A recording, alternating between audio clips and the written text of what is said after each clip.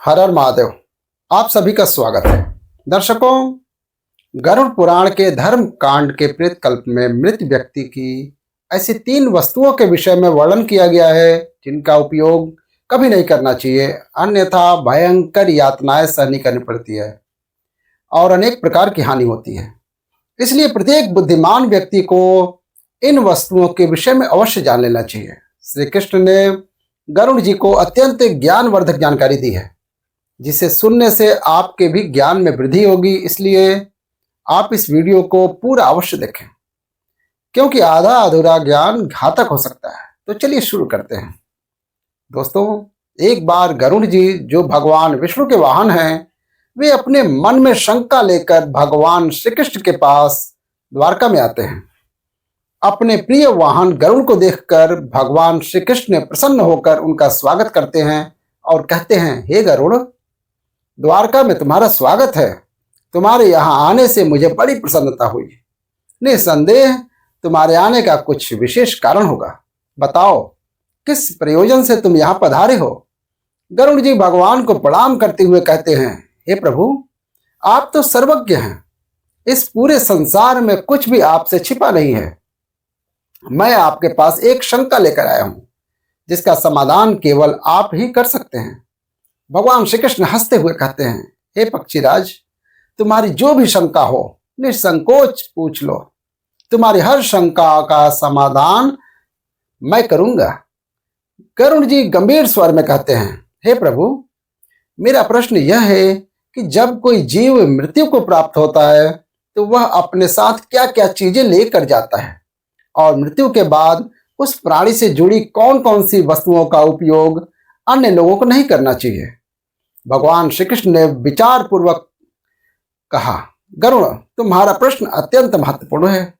इस संसार में जो जन्म लेता है उसकी मृत्यु निश्चित है। मनुष्य इस संसार में खाली हाथ अवश्य आता है, किंतु जब उसकी मृत्यु होती है तो वह अपने साथ 5 चीजों को लेकर जाता है। और यह भी सत्य है कि जीवित मनुष्य को मरे हुए व्यक्ति की 3 चीजें कभी उपयोग नहीं करना चाहिए। तुम्हारे इन दोनों प्रश्नों का उत्तर देने से पूर्व मैं एक ब्राह्मण और 5 प्रेतों की कथा सुनाता हूं, जिससे तुम्हारे सभी प्रश्नों का समाधान हो जाएगा। इस कथा को ध्यान से सुनना, क्योंकि इसके माध्यम से मानव जीवन के गूढ़ रहस्यों को समझा जा सकता है। इस कथा का श्रवण करने पर मनुष्य के कोटि कोटि पाप नष्ट होते हैं। इसलिए इस कथा का तुम प्रचार करो। गरुड़ जी ने कहा, हे प्रभु, मैं ध्यान पूर्वक आपकी कथा सुनने के लिए तैयार हूं। कृपया मुझे वह पवित्र कथा सुनाएं। फिर भगवान श्री कृष्ण ने गरुड़ जी को वह कथा सुनानी शुरू की। हे गरुड़, एक समय की बात है। मध्य देश में देव शर्मा नाम का एक गरीब ब्राह्मण रहता था। वह अत्यंत गुणवान और शास्त्रों में पारंगत था। उसने वेद और शास्त्रों का बड़े गहराई से अध्ययन किया हुआ था, किंतु वह अपने ज्ञान का कभी दुरुपयोग नहीं करता था। उसने कभी अपने ज्ञान का उपयोग धन कमाने के लिए नहीं किया। अत्यंत गरीब होकर भी वह भिक्षा मांगकर ही अपना गुजारा करता था। फिर एक दिन वह ब्राह्मण वन में तपस्या करने के लिए जाने का विचार करता है। वह ईश्वर का ध्यान करने के उद्देश्य से वन में विचरण करने लगा। ब्राह्मण जिस वन में प्रवेश करता है उसका नाम विपिन वन था।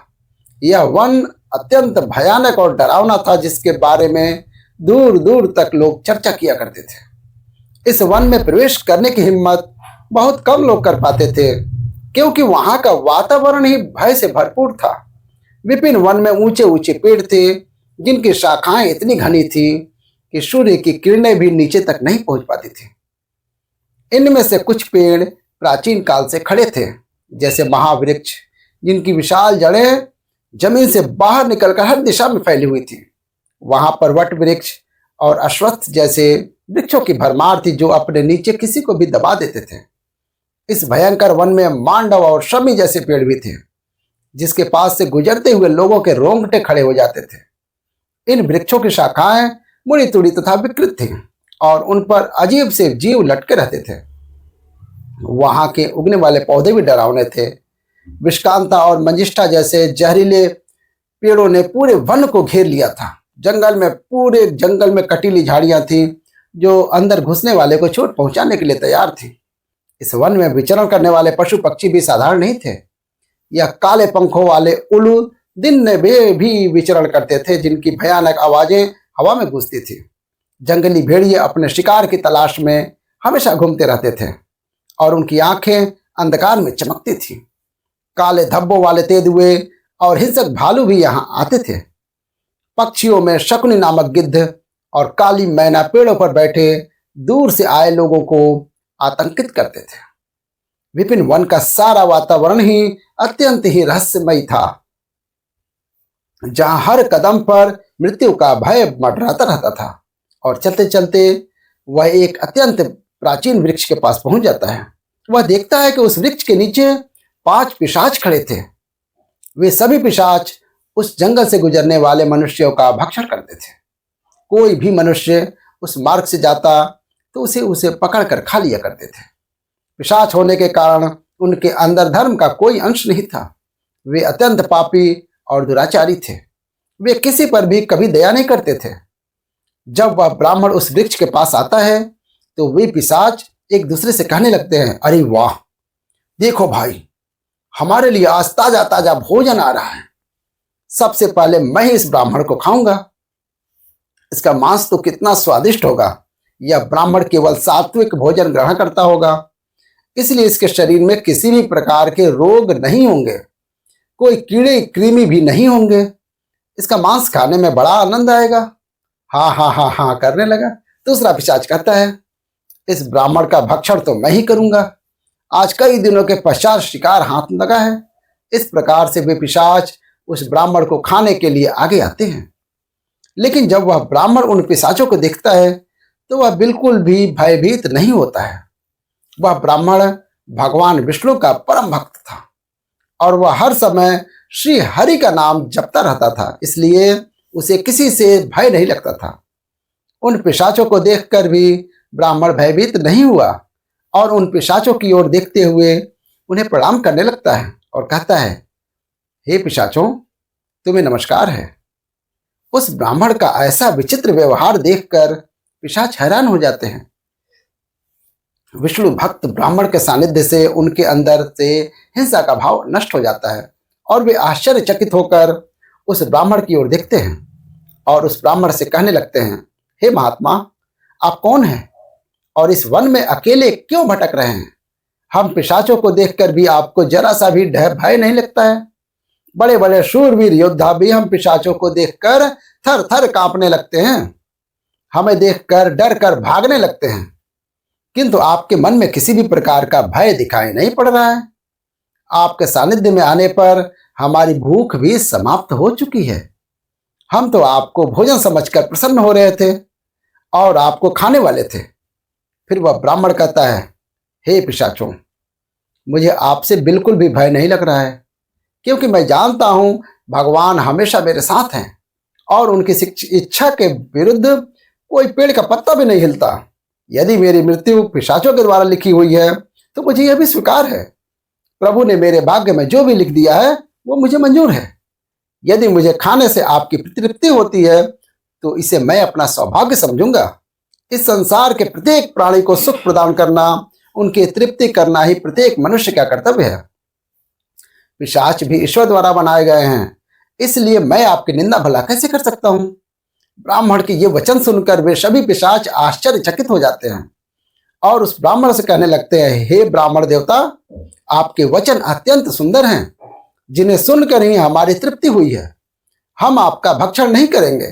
कृपया आप हमें बताइए कि आप कौन हैं और किस कारण से आप इस वन में भटक रहे हैं? वह ब्राह्मण कहता है, हे पिशाचों, मेरा नाम देव शर्मा है और मैं प्रभु की भक्ति करने के लिए इस वन में उचित स्थान खोज रहा था, किंतु आपको देखकर लगता है कि आप बहुत कष्ट में हैं। मुझे बताइए, किस कारण से आपको पिशाच बनना पड़ा? यदि मैं आपकी कोई सहायता कर सकता हूं तो आप अवश्य कहें। मैं अपने सामर्थ्य के अनुसार आपकी जो भी हो सके मदद अवश्य करूंगा। ये बात सुनकर सभी पिशाच सुन्न हो जाते हैं और कहने लगते हैं, हे द्विज श्रेष्ठ, आपको बार बार प्रणाम है। हम सभी पिशाच अपने पाप कर्मों के कारण ही बने हैं। हमने अपने पितरों का अपमान किया है, इसी कारण से हमें पिशाच योनि मिली है। न जाने कब हमें इस पिशाच के शरीर से छुटकारा मिलेगा। हमने मनुष्य रहते हुए भी बहुत पाप किए हैं और पिशाच बनकर हमने अनेकों पाप किए हैं। कितने ही निर्दोष मनुष्यों को हमने मार कर खाया है। इसलिए हमें ऐसा लगता है कि हमने पिशाच योनि से कभी मुक्ति नहीं मिलेगी। फिर ब्राह्मण कहता है, हे पिशाचों, मैं आपकी व्यथा को समझ रहा हूं। कृपया आप मुझे बताइए, मैं किस प्रकार से आपको मुक्ति दिला सकता हूं। मैं मध्य देश में रहने वाला देव शर्मा ब्राह्मण हूं। मैंने अनेक तप, व्रत और उपवास किए हैं। इसलिए आपकी मुक्ति के लिए भी यदि कोई व्रत उपवास हो तो मुझे बताएं, उसे मैं अवश्य करने का प्रयास करूंगा। ब्राह्मण की बात सुनकर उन पिशाचों को समझ में आ जाता है कि यह ब्राह्मण तो उनका ही पुत्र है। वे पिशाच उस ब्राह्मण के दादा परदादा हैं, जो पाप करने के कारण पिशाच बने हुए हैं। श्री कृष्ण कहते हैं, हे गरुड़, इस प्रकार से उन पिशाचों को यह ज्ञात हो जाता है कि वह ब्राह्मण उनका ही वंशज है। तो फिर सभी पिशाच अपने अपने पाप कर्मों के बारे में बताने लगते हैं। पहला पिशाच, जिसका नाम उच्चिष्ट था, वह आगे बढ़ा। उसका शरीर मांस और खून से सना हुआ था और उसकी आंखों में अधर्म की अग्नि जल रही थी। उसने कांपते हुए ब्राह्मण से कहा, मेरा नाम उच्चिष्ट इसलिए पड़ा क्योंकि मैं हमेशा दूसरों का बचा हुआ जूठन खाया करता था। मैं पिछले जन्म में बृहस्पति था और तुम्हारा 5 पीढ़ी पहले का पूर्वज था। एक समय में मैं बहुत विद्वान और आदरणीय ब्राह्मण था। मैंने यज्ञ और अनुष्ठान किए, लेकिन धीरे धीरे मेरी लालसा बढ़ती गई। मुझे लोगों द्वारा छोड़ा गया भोजन खाने की आदत पड़ गई। दूसरों के जूठे भोजन में मुझे स्वाद आने लगा। मैंने यह जानने के बावजूद भी कि यह अधर्म है, जूठे भोजन का आदान प्रदान शुरू कर दिया। एक दिन जब मैंने एक पवित्र यज्ञ के बाद बचा हुआ उच्छिष्ट भोजन खा लिया, उसी भोजन से मेरे शरीर में विष निर्माण हुआ और उसी क्षण मेरी मृत्यु हो गई। अब मैं पिशाच बनकर उच्छिष्ट भोजन करता हूं और यही मेरा श्राप है। दूसरा पिशाच, जिसका नाम नग्न अंग था, वह आगे आया। उसका पूरा शरीर नग्न था और उसकी हड्डियां दिख रही थी। उसने ब्राह्मण की ओर देखकर कहा, मेरा नाम नग्न अंग इसलिए पड़ा क्योंकि मैं हमेशा निर्वस्त्र रहकर स्नान करता था। पूर्व जन्म में मेरा नाम शरद चंद्र था और मैं तुम्हारा 6ठी पीढ़ी का पूर्वज था। मैं ब्राह्मण कुल में जन्मा था और मेरे पास ज्ञान और तप की शक्ति थी, लेकिन मैं अपने शरीर का घमंड करने लगा। मुझे स्नान करते समय नग्न रहने में आनंद आता था और मैंने समाज के नियमों का अपमान किया था। मैं इसे स्वाभाविक मानता था, परंतु यह अधर्म था। एक दिन जब मैं नगर के तालाब में नग्न होकर स्नान कर रहा था, तभी जल देवता ने मुझे श्राप दिया कि मैं अपने घमंड के कारण पिशाच योनि को प्राप्त करूंगा। मेरी मृत्यु भी उसी तालाब में डूबने से हुई है। अब मैं पिशाच हूं और मेरा शरीर हमेशा नग्न रहेगा, जैसे मैंने अपने ब्राह्मण धर्म का अपमान किया था। तीसरा पिशाच, जिसका नाम शव वस्त्र था, उसके शरीर पर मृत लोगों के फटे हुए कपड़े लिपटे हुए थे। उसकी आवाज में दर्द था। उसने कहा, मैं इस योनि में इसलिए हूं क्योंकि मैंने हमेशा मृत व्यक्तियों के कपड़े चुराए। पिछले जन्म में मेरा नाम अच्युतानंद था। मैं तुम्हारे पूर्वजों में था। एक आदरणीय ब्राह्मण कुल से संबंध रखता था, लेकिन मेरे मन में लोभ बढ़ गया था। मैं शमशान भूमि पर जाकर मृतकों के कपड़े चुराता और उन्हें बेचता था। मरे हुए लोगों के वस्त्र पहनकर मुझे सुख की अनुभूति होती थी। मेरे इस अधर्म को देखकर देवताओं ने मुझे श्राप दिया कि मेरी मृत्यु भी शमशान में ही होगी और मैं पिशाच बनकर हमेशा शवों के वस्त्र पहनूंगा। मेरी मृत्यु शमशान में ही हुई, जहां एक भयंकर पिशाच ने मुझे मार दिया। अब मुझे मृतकों के वस्त्र पहनने का श्राप मिला है।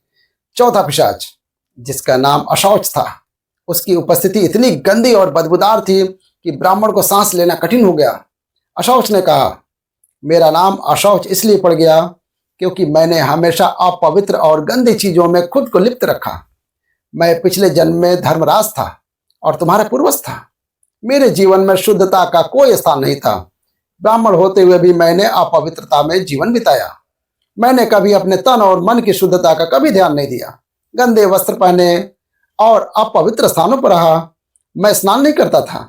ये सब जानकर भी मैंने धर्म के नियमों का पालन नहीं किया। मेरे इस पाप के कारण देवताओं ने मुझे श्राप दिया कि मैं अशुद्धता में लिप्त रहकर इस पिशाच योनि में भटकूं। मेरी मृत्यु एक गंदे तालाब में डूबकर हुई। अब मैं इस पिशाच योनि में हूं, जहां मैं हमेशा अपवित्रता से घिरा रहता हूं। अंत में पांचवा पिशाच क्रव्यहारी था। उसका मुख रक्त से लथपथ था। उसके हाथों में मांस के टुकड़े थे। उसने भयावह हंसी के साथ ब्राह्मण से कहा, मैं क्रव्यहारी हूं क्योंकि मैं मांस और रक्त का लोभी था। पूर्व जन्म में मेरा नाम सोमदेव था। मैंने ब्राह्मण होते हुए भी हिंसा और क्रूरता का जीवन अपनाया। मुझे मांसाहार और हत्या में आनंद आता था।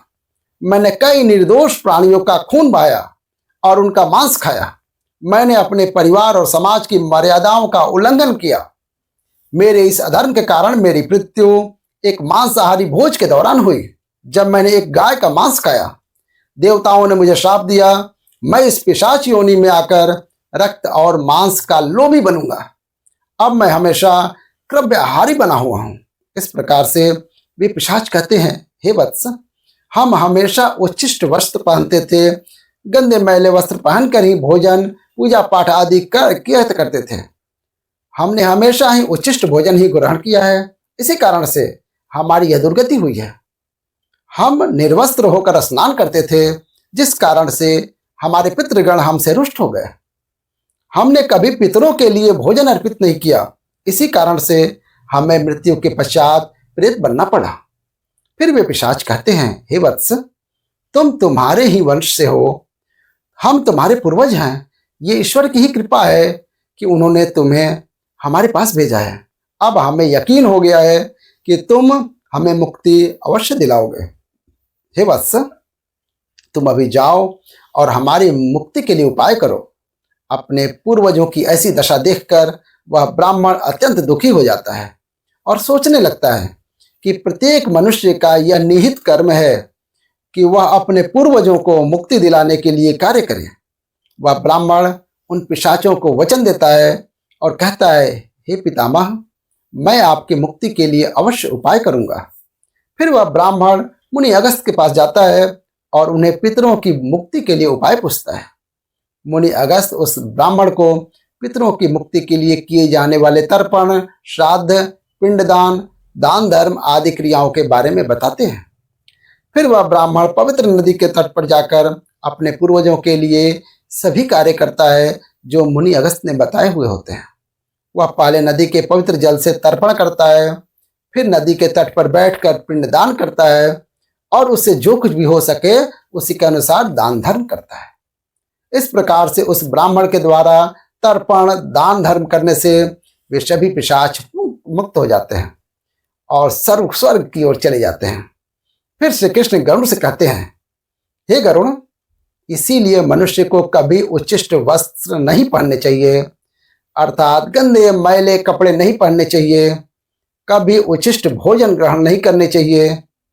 दूसरों का जूठा, जमीन पर पड़ा हुआ, दूसरों के द्वारा लांघा गया तथा पितरों को अर्पण किए बिना किया गया भोजन उच्छिष्ट भोजन होता है। हे गरुड़, अब मैं तुम्हें मृत व्यक्ति के उन वस्तुओं के बारे में बताता हूं जिनका उपयोग जीवित मनुष्य को कभी नहीं करना चाहिए। इसलिए तुम ध्यान से सुनो। हे गरुड़, मनुष्य इस संसार में जन्म लेकर कई भौतिक सुखों के मोह में पड़ जाता है। मृत्यु के बाद भी उसका उन वस्तुओं के प्रति मोह नहीं छूटता है। जब तक मनुष्य सांसारिक वस्तुओं का मोह त्याग कर संपूर्ण रूप से ईश्वर को अपना नहीं लेता, तब तक वह अलग अलग योनियों में जन्म लेकर पृथ्वी लोक पर ही भटकता रहता है। कभी कभी यह मोह इतना अधिक हो जाता है कि वह मृत्यु के बाद भी इसी पृथ्वी लोक पर भ्रमण करता है, अर्थात वह प्रेत योनि धारण करता है। यदि किसी मनुष्य की अकाल मृत्यु हो जाती है तो वह भी प्रेत योनि में चला जाता है और प्रेत बनकर वह अपने ही परिवार के लोगों को दुख देने लगता है। कई बार मनुष्य अपने मृत परिजनों की वस्तुओं को उनकी याद में अपने पास रख लेते हैं या उनकी वस्तुओं का उपयोग भी करने लग जाते हैं। लेकिन मनुष्य को मृत व्यक्ति की कुछ वस्तुओं का उपयोग कभी नहीं करना चाहिए, क्योंकि इन वस्तुओं के साथ उस मृत व्यक्ति की ऊर्जा जुड़ी होती है। उस मृत व्यक्ति का उन वस्तुओं के प्रति मोह बहुत अधिक होने के कारण वह मृत्यु के बाद भी उन वस्तुओं से जुड़ा रहता है। और यदि कोई इन वस्तुओं का प्रयोग करता है तो उसे कई परेशानियों का सामना करना पड़ जाता है। वह मृत आत्मा उसे कई प्रकार से कष्ट देने लगती है। इसलिए किसी भी मनुष्य को मरे हुए व्यक्तियों की चीजों का इस्तेमाल कभी नहीं करना चाहिए। मनुष्य चाहे तो उन वस्तुओं को संभाल कर अपने घर में रख सकता है अथवा उन चीजों को नदी के जल में प्रवाहित कर सकता है, लेकिन भूल से भी उनकी वस्तुओं का इस्तेमाल नहीं कर सकना चाहिए। उस मृत आत्मा की शांति के लिए मनुष्य उस व्यक्ति की प्रिय वस्तुओं का दान करता है तो यह बहुत ही शुभ होता है। सबसे पहली वस्तु है मृत व्यक्ति के कपड़े। उनके कपड़ों का कभी इस्तेमाल नहीं करना चाहिए, उन्हें भूल कर भी पहनना नहीं चाहिए। ऐसा करने से मृत व्यक्ति की आत्मा उस व्यक्ति से जुड़ जाती है जो इसका इस्तेमाल करता है।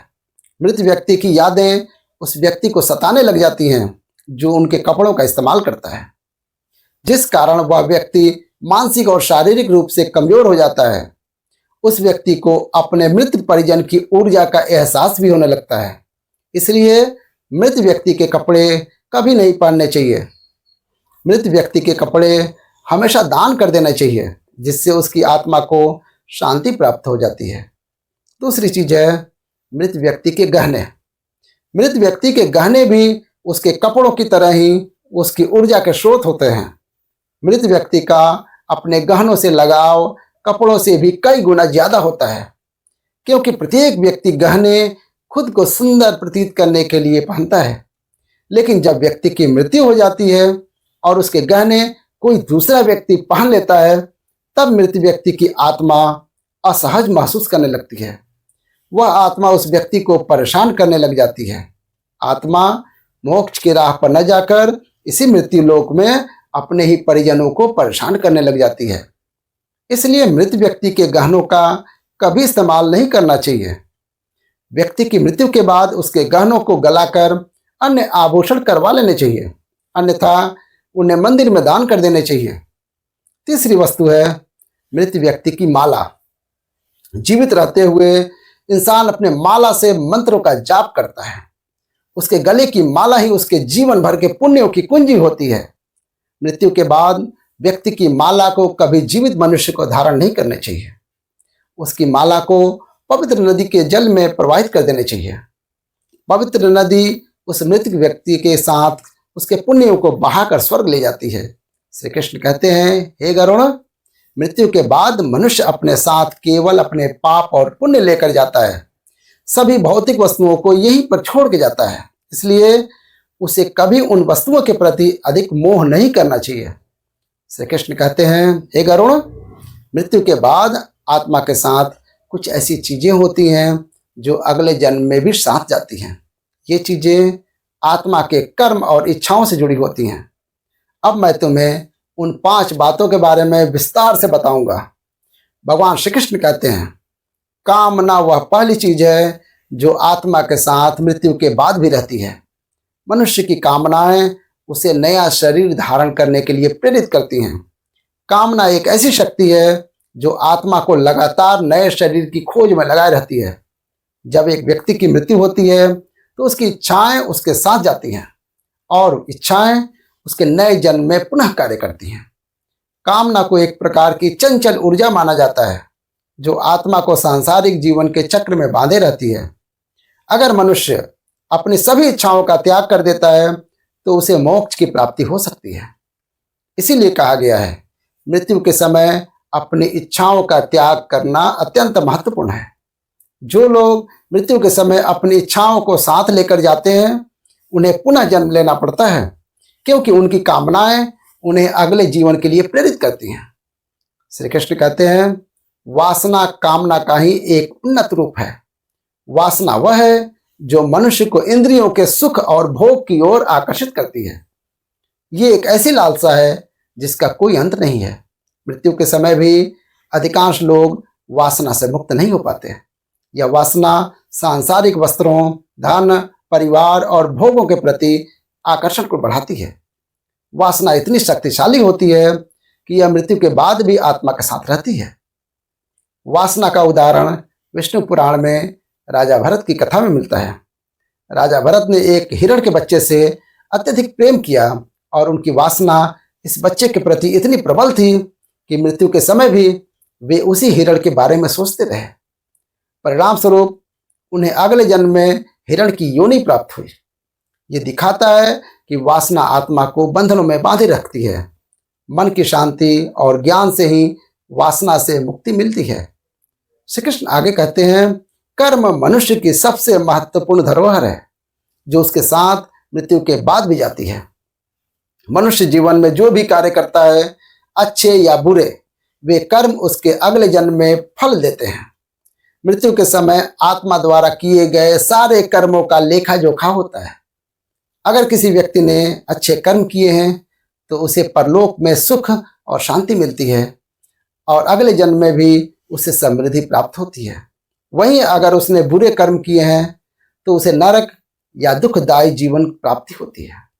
यही कारण है हमारे धर्म शास्त्रों में कर्म को अत्यधिक महत्व दिया गया है। कर्म की गति इतनी अद्भुत होती है कि यह 7 जन्मों तक आत्मा का पीछा करती है। इसलिए मनुष्य को सदैव पुण्य कर्म का प्रयास करना चाहिए। भगवान श्री कृष्ण चौथी चीज के रूप में कर्ज का उल्लेख करते हैं। वे कहते हैं, कर्ज एक ऐसी वस्तु है जो मृत्यु के बाद भी आत्मा का पीछा करती है। यदि कोई व्यक्ति जीवन में किसी से कर्ज लेता है और उसे चुकाए बिना मर जाता है तो वह कर्ज अगले जन्म में भी उसके साथ रहता है। कर्ज आत्मा पर एक प्रकार का बंधन बनाता है और जब तक यह चुकाया नहीं जाता है आत्मा इससे मुक्त नहीं हो सकती है। मृत्यु के बाद उस आत्मा को परलोक में कर्ज चुकाने के लिए फिर जन्म लेना पड़ता है। पुनर्जन्म में कर्ज के कारण व्यक्ति को शारीरिक या मानसिक कष्ट झेलना पड़ता है। इसलिए धर्मशास्त्रों में कहा गया है, जीवन में लिए गए सभी कर्ज को चुकाकर ही मृत्यु की ओर बढ़ना चाहिए ताकि आत्मा अगले जन्म में इस बोझ से मुक्त हो सके। अंत में भगवान श्री कृष्ण गरुड़ जी को भक्ति का महत्व बताते हैं। वे कहते हैं, भक्ति वह पवित्र मार्ग है जो आत्मा को ईश्वर से जोड़ता है। जो व्यक्ति सच्चे मन से भगवान की आराधना करता है उसकी आत्मा मृत्यु के बाद भी उस भक्ति का फल प्राप्त करती है। भक्ति वह शक्ति है जो आत्मा को जन्म मरण के चक्र से मुक्त कर सकती है और उसे मोक्ष की प्राप्ति दिला सकती है। भक्ति से भरा हृदय मृत्यु के बाद भी ईश्वर के समीप रहता है। यही कारण है कि भक्ति को जीवन का सबसे पवित्र साधन माना गया है। इस प्रकार भगवान श्री कृष्ण ने गरुड़ जी को बताया कि आत्मा के साथ मृत्यु के बाद कामना, वासना, कर्म, कर्ज, पुण्य और भक्ति रहती है। ये चीजें आत्मा को जीवन के चक्र में बांधे रहती है या मोक्ष की ओर ले जाती है। तो दोस्तों, इस प्रकार से श्री कृष्ण ने गरुड़ जी को अत्यंत महत्वपूर्ण ज्ञान दिया। उम्मीद है आपको यह जानकारी अच्छी लगी होगी। वीडियो को लाइक अवश्य करें और कमेंट में जय श्री कृष्ण अवश्य लिखें। साथ ही हमारे चैनल को सब्सक्राइब करें और बेल आइकन दबा दें। आप सभी का धन्यवाद। हर हर महादेव।